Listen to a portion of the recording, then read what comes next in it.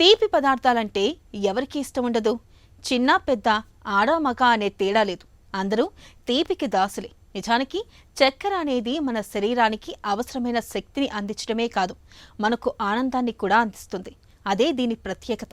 మన ఆచార వ్యవహారాల్లోనూ పంచదార తొలి స్థానంలో నిలుస్తుంది. ఇంటికి బంధుమిత్రులు వచ్చినప్పుడు వారి నోరు తీపి చేయకుండా ఉండలేం. అయితే మన శరీరానికి చక్కెర ఎక్కువైనా లేదా తక్కువైనా ఇబ్బందే. చక్కెరకు అతిగా అలవాటు పడితే అది మన పాలిట స్వీట్ పాయిజన్లా మారుతుందని హెచ్చరిస్తున్నారు డాక్టర్లు. మన పాలిట తీపి విషంలా పనిచేసే చక్కెర వాడకం గురించి ఇప్పుడు తెలుసుకుందాం.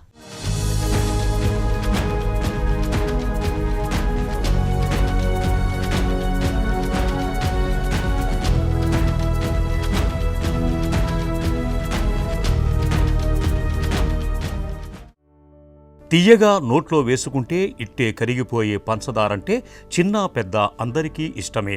చెంచాల కొద్దీ చక్కెర కలిపి తయారు చేసిన పిండి వంటలు, స్వీట్లు, బేకరీ ఐటమ్స్ అంటే మనకెంతో ఇష్టం.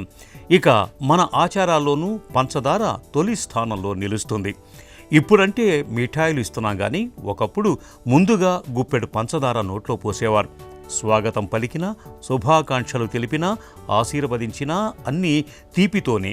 పిల్లాడు పరీక్షలకు వెళుతున్నా, అమ్మాయి ఇంటర్వ్యూకు బయలుదేరుతున్నా తల్లులంతా చేసే మొదటి పని నోరు తీపి చేయటమే. మెదడు చురుకుగా పనిచేసేలా చేయటమే దీనికి కారణం కావచ్చు.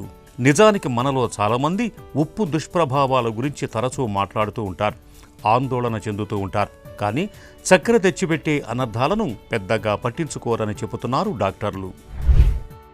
మీరు డయాబెటిక్ పేషెంట్సా లేకపోతే హైపర్ టెన్షన్తో బాధపడుతున్నారా? వీటన్నిటికీ మూలం ఎక్కడుందో తెలుసా? మనం రెగ్యులర్గా తీసుకుంటున్న షుగర్స్. మీరు చాలామంది కన్ఫ్యూజ్ అవుతూ ఉంటారు, నేను ఎక్కడ షుగర్ తీసుకుంటున్నాను, కాఫీలో కలుపుకోవట్లేదు, టీలో కలుపుకోవట్లేదు, మరి నేను షుగర్ ఎక్కడ తీసుకుంటున్నాను అని. సో మనం మార్నింగ్ లేచినప్పటి నుంచి ఈవినింగ్ మన డిన్నర్ ముగిచ్చే వరకు మనం తీసుకుంటుంది ప్యూర్లీ షుగర్. ఈ ప్యూర్లీ షుగర్ అని ఎందుకు అంటున్నానంటే, మన స్టార్చీ ఐటమ్స్ అన్నీ లేదా ఈ ఫ్రూట్ జ్యూసెస్లో ఉన్నవన్నీ ఆల్మోస్ట్ కంప్లీట్గా షుగర్తో సమానం. మనం తినే ఆహారాన్ని బేరీజ్ వేసుకుంటే మార్నింగ్ లేచినప్పటి నుంచి మనం ఇడ్లీలు కానీ, దోశలు కానీ, ఉప్మాలు కానీ, చపాతీలు కానీ లేదా పూరీలు కానీ, అంటే ఏదో మైదా పిండి ద్వారా కానీ లేదా గోధుమ పిండి ద్వారా కానీ లేదా రైస్ ఆధారితమైన ఆహారాలే ఎక్కువగా తీసుకుంటుంటాం. ఈ రైస్ ఆధారిత ఆహారాలు కూడా ఎక్కువగా మనం ఏంటంటే పాలిష్డ్ రైస్, వైట్ రైస్ లాంటివే ఎక్కువ కన్జ్యూమ్ చేస్తుంటాం. అలాగే లంచ్లో చూసుకోండి, మనకు రైస్ అన్నది ప్రధానమైన ఆహారం. అలాగే డిన్నర్లో కొంతమంది చపాతీగా కన్వర్ట్ చేసుకున్న చపాతీ లేదా రైస్ అన్నది ప్రధానమైన ఆహారం. ఈ గోధుమ పిండి కానీ లేదా మైదా పిండి కానీ లేదా రైస్ కానీ రవ్వలు కానీ ఇవన్నీ బేసికలీ స్టార్చ్ ఐటమ్స్. ఇవి సింపుల్ కార్బోహైడ్రేట్స్. ఇక్కడ మనము ఈ రైస్ అన్నది పొట్టును ఒలిచేయటం వల్ల పూర్తిగా స్టార్చ్ కంటే షుగర్ కంటెంట్ ఉన్న ఫుడ్ లాగా మాత్రమే తయారవుతున్నాయి. సో ఒక స్పూన్ షుగర్ తీసుకున్నా, ఒక స్పూన్ రైస్ తీసుకున్నా ఆల్మోస్ట్ ఈక్వల్గానే ఉంటున్నాం మనం. కాబట్టి మన స్టార్చ్ కన్జంప్షన్ కానీ లేదా ఈ పిండి పదార్థాల కన్జంప్షన్ కానీ ఆల్మోస్ట్ షుగర్తో సమానం. మన శరీరం కొద్ది మోతాదులోనే చక్కెరను అనుమతిస్తుంది.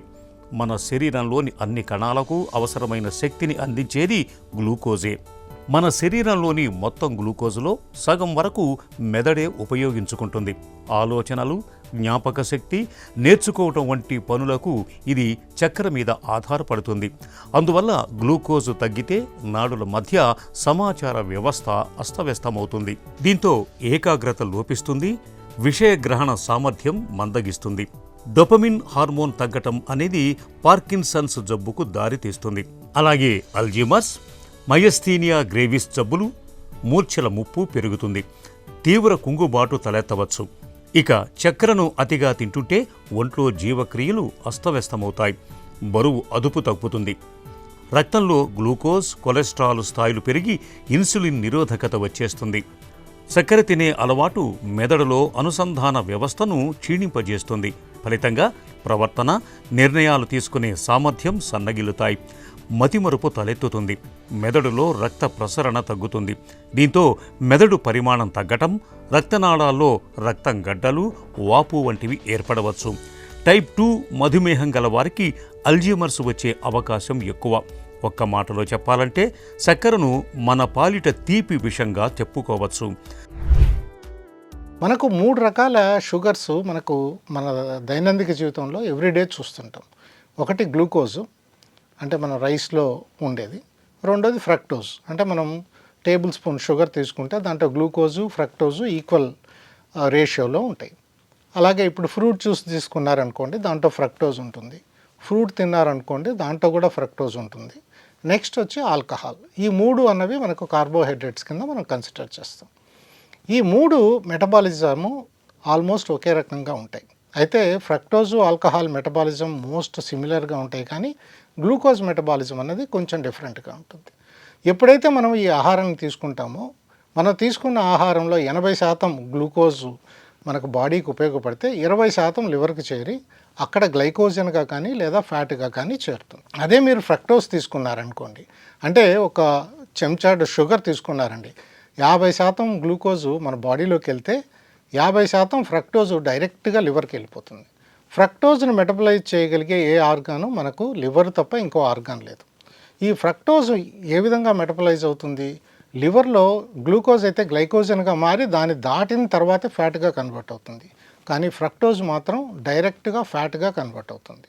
అట్లాగే ఇథనాల్ అంటే ఆల్కహాల్ కూడా డైరెక్ట్గా ఫ్యాట్గా మాత్రమే కన్వర్ట్ అవుతుంది. అంటే ఫ్రక్టోజ్ మెటబాలిజం కానీ మనం తీసుకునే ఆల్కహాల్ మెటబాలిజం కానీ 2 సిమిలర్గా ఉంటాయి. ఈ 2 లివర్లో ఫ్యాట్గా చేరుతాయి. ఈ లివర్గా ఫ్యాట్లో చేరినప్పుడు అందులో ఇన్ఫ్లమేషన్ అంటే వాపును క్రియేట్ చేసి మనకి ఇన్సులిన్ రెసిస్టెన్స్ను క్రియేట్ చేస్తాయి. కాఫీ, టీ, పొగ, మద్యం అలవాట్ల మాదిరే తీపి పదార్థాలను వదిలిపెట్టడం మహా కష్టం. మత్తు పదార్థాల మాదిరిగానే చక్కెర కూడా మెదడులోని నాడీ మార్గాలను ఉత్తేజితం చేస్తుంది. చక్కెరను తిన్నప్పుడు మత్తు గ్రాహకాలు ప్రేరేపితమవుతాయి. ఇవి హాయి భావనను కలిగించే డోపమిన్ హార్మోన్ను విడుదల చేస్తాయి. ఈ హార్మోన్ మోతాదు తగ్గగానే మళ్లీ తీపిని తినేలా పురిగొల్పుతాయి. దీంతో మరింత ఎక్కువగా తినాలనే కోరిక కలుగుతుంది. ఇది వదల్లేని స్థితికి చేరొచ్చు. ఎందుకంటే వ్యసనంతో ముడిపడిన మెదడులోని భాగాలను చక్కెర ప్రేరేపిస్తుంది. కొకైన్ని తీసుకున్నప్పుడు మెదడులో ఉత్తేజితమయ్యే భాగాలే చక్కెర తిన్నప్పుడు ప్రేరేపితమవుతున్నట్టు ఫంక్షనల్ ఎంఆర్ఐ స్కాన్ అధ్యయనాల్లో బయటపడింది.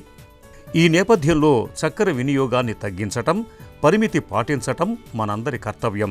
జంక్ ఫుడ్ లేబుళ్ల మీద హెచ్చరికలు ముద్రించటం, ప్రకటనలను నిషేధించటం వంటి చర్యలతో చిలీ, ఇజ్రాయెల్, సింగపూర్ దేశాలు మంచి ఉదాహరణలుగా నిలుస్తున్నాయి.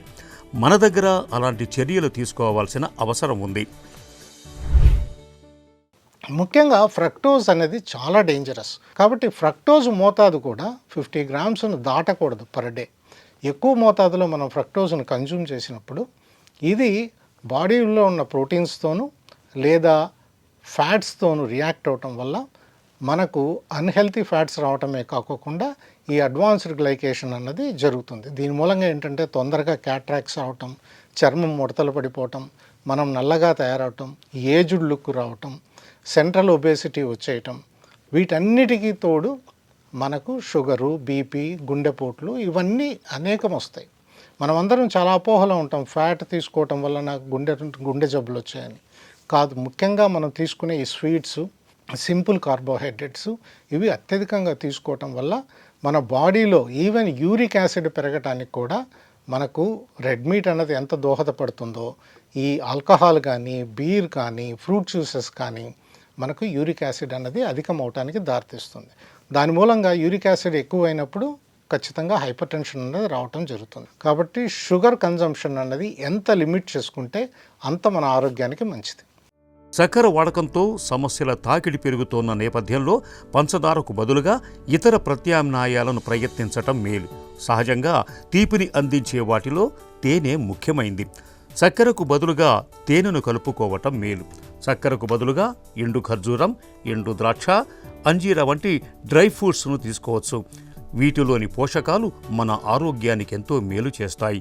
స్వీట్లలో చక్కెరకు బదులు డ్రై ఫ్రూట్లను వాడొచ్చు. చక్కెరకు బదులుగా బెల్లాన్ని వాడుకోవటం ఎప్పుడూ మంచిదే. బెల్లాన్ని మెడిసినల్ షుగర్ అని కూడా పిలుస్తారు.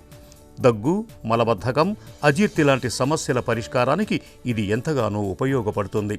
చక్కెరకు బదులుగా మనకు అందుబాటులో దొరికే పళ్లను కూడా వాడుకోవచ్చు. ఇలా సహజ సిద్ధంగా లభించే వాటిని వాడుకోవటం వల్ల చక్కెరతో తలెత్తే చిక్కులు తగ్గుతాయి. మన ఆరోగ్యం కూడా బేషుగ్గా ఉంటుంది.